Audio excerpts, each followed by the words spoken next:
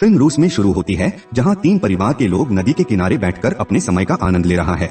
उनमें से सबसे छोटा सर्गेई एलोशको अपने बड़े भाई और माँ को बताता है कि वह एक पेड़ के ऊपर है, जब अचानक जर्मन लड़ाकू जेट ऊपर की ओर उड़ते हैं। माँ अपने बच्चों को जल्दी से झाड़ियों में छिपने के लिए कहती है, लेकिन 6 साल के बच्चे का दावा है कि वह डरा नहीं है और जेट पर गुलेल से वार करता है। सभी को आश्चर्यचकित करने के लिए वह जेट विमानों को हिट करने और उन्हें विस्फोट करने का प्रबंधन करता है। लेकिन जब उसने इधर उधर देखा तो उसका परिवार जा चुका था। सर्गेई सपने से भयभीत होकर उठता है और अपनी माँ को बुलाता है। तभी कोई उसके दरवाजे पर दस्तक देता है। यह मानकर कि यह उसकी माँ है, वह उसकी ओर दौड़ता है, लेकिन एक पड़ोसी महिला घबराकर आती है। वह उसे जीवित रखने के लिए भगवान को धन्यवाद देती है और उसे सूचित करती है कि उसकी माँ और भाई मर चुके हैं। छोटा लड़का समझ नहीं पा रहा है कि वह क्या कह रही है और अपनी माँ की प्रतीक्षा करने के लिए घर में रहना चाहता है। महिला उसे बताती है कि जर्मनों ने उन पर हमला किया है और उसे भाग जाना चाहिए। तभी कुछ सिपाही उनके घर पहुँचे। महिला सर्गेई को खिड़की से बाहर भगा देती है, लेकिन उसके शामिल होने से पहले ही उसे गोली मार दी जाती है। 6 साल का छोटा अब अपने आप में है, जिसका कोई परिवार और दोस्त नहीं है। जैसे ही सर्गेई घर से भागता है, वह देखता है कि उसका पूरा मोहल्ला उसके पीछे जल रहा है। वह व्यर्थ में अपनी माँ को पुकारता है और वहाँ से भाग जाता है। कुछ देर दौड़ने के बाद वह जंगल के बीच में पहुँच जाता है। छोटा बच्चा अपनी माँ को बुलाने लगता है कि वह आ जाए और उसे ले जाए, क्योंकि वह खो गया है। उस रात वह जंगल में रहता है। अगली सुबह हम उसे एक नदी से पानी पीते हुए देखते हैं, जब दुश्मन सैनिक उसके रास्ते में आते हैं। सर्गेई यह जानते हुए कि वे खतरनाक हैं, जल्दी से एक पेड़ की जड़ों के अंदर छिप जाता है।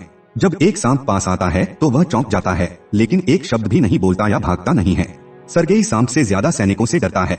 सैनिक नदी के किनारे खाते हैं और चले जाते हैं, जिसके बाद सर्गेई उनका बचा हुआ खाना लेकर रात को खा जाता है। हालांकि दिन के अंत तक छोटा लड़का थक जाता है। उसने 2 दिनों में ठीक से भोजन नहीं किया है और बिना किसी गंतव्य के चल रहा है। लंगड़ाते ही वह गिर जाता है, लेकिन चलना बंद नहीं करता। रास्ते में वह जंगली जामुन देखता है और उन्हें खा जाता है, लेकिन तभी उसके पीछे एक धमाका होता है, जिससे वह हैरान रह जाता है। लड़के को चक्कर आ जाता है और वह अपने पीछे आने वाले किसी व्यक्ति को भ्रम में देखने लगता है। हालांकि ऐसी परिस्थितियों में भी वह बहादुर खड़ा होता है और उस व्यक्ति से कहता है कि उसके पास राइफल है और वह डरता नहीं है। वह आगे लंगड़ाता है, लेकिन थोड़ी देर बाद बेहोश हो जाता है। जब वह सो रहा होता है, 2 सिपाही उसके पास आते हैं।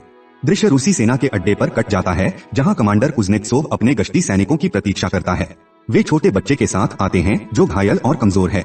जब सैनिक दावा करते हैं कि वे उसके पक्ष में हैं, तो छोटा लड़का खुश हो जाता है और अपना परिचय देता है। सैनिक हंसते हैं जब बच्चा कमांडर से हाथ मिलाता है, सुझाव देता है कि वह अपना परिचय भी दे। सैनिक छोटे बच्चे के प्रति स्नेह महसूस करते हैं और उसके चारों ओर चक्कर लगाते हैं। वे उसे पानी पिलाते हैं और खुश करते हैं। यहाँ तक कि ठंडा कमांडर भी बच्चे की देखभाल करता है। कात्या नाम की एक नर्स सर्गेई के घावों पर कपड़े पहनाती है और उसके व्यक्तित्व से भी प्रभावित होती है।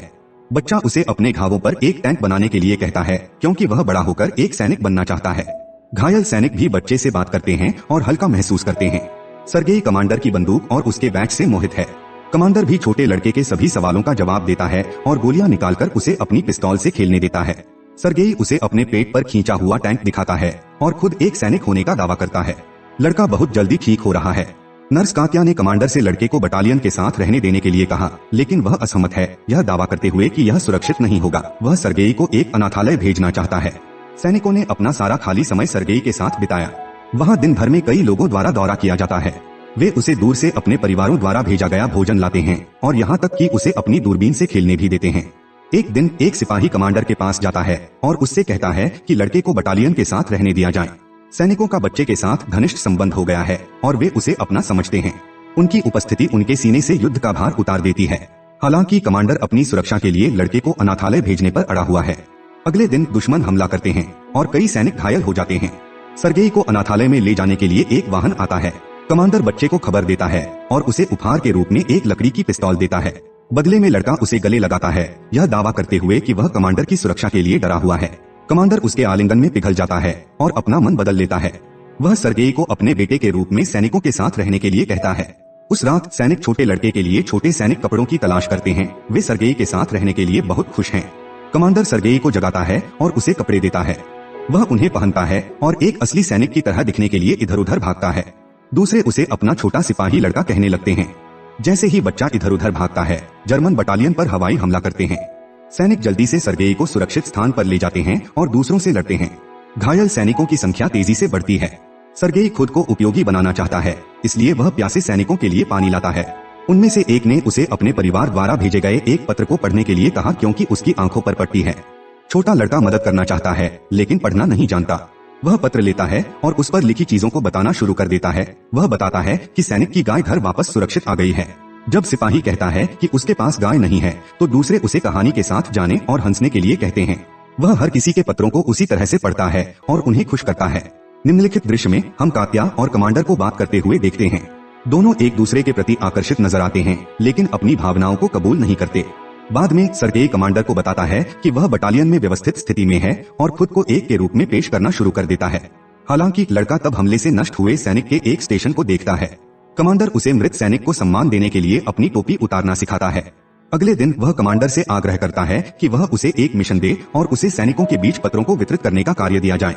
वह अपने काम को कुशलता से पूरा करता है और यहाँ तक कि सिपाहियों को भी उसके लिए डांस करवाता है। अगले दिन सर्गेई अपने दूरबीन के साथ बेस से थोड़ी दूर चला जाता है।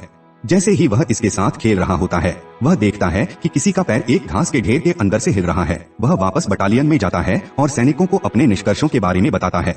सैनिकों को संदेह है लेकिन फिर भी लड़के के साथ जाते हैं। जब वे घास के ढेर के पास पहुंचते हैं तो वे दो जर्मन जासूसों को नीचे छिपे हुए देखकर सतर्क हो जाते हैं।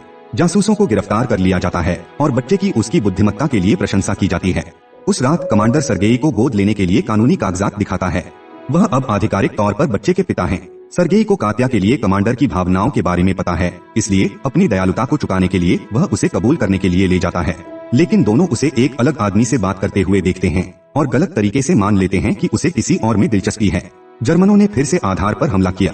इस बार सर्गेई अग्रिम पंक्ति में सैनिकों को गोला बारूद की आपूर्ति करके अपनी पूरी ताकत से सैनिकों की मदद करता है, लेकिन वहाँ के सैनिकों ने उसे वापस शेड में जाने की आज्ञा दी क्योंकि यह बाहर बहुत खतरनाक है।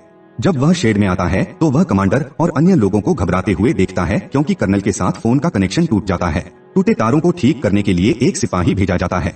सर्गेई सैनिक का पीछा करता है और देखता है कि वह घातक रूप से घायल हो गया है। वह मरने वाले सैनिक से पूछता है कि वह तारों को कैसे ठीक कर सकता है और इसे स्वयं करता है।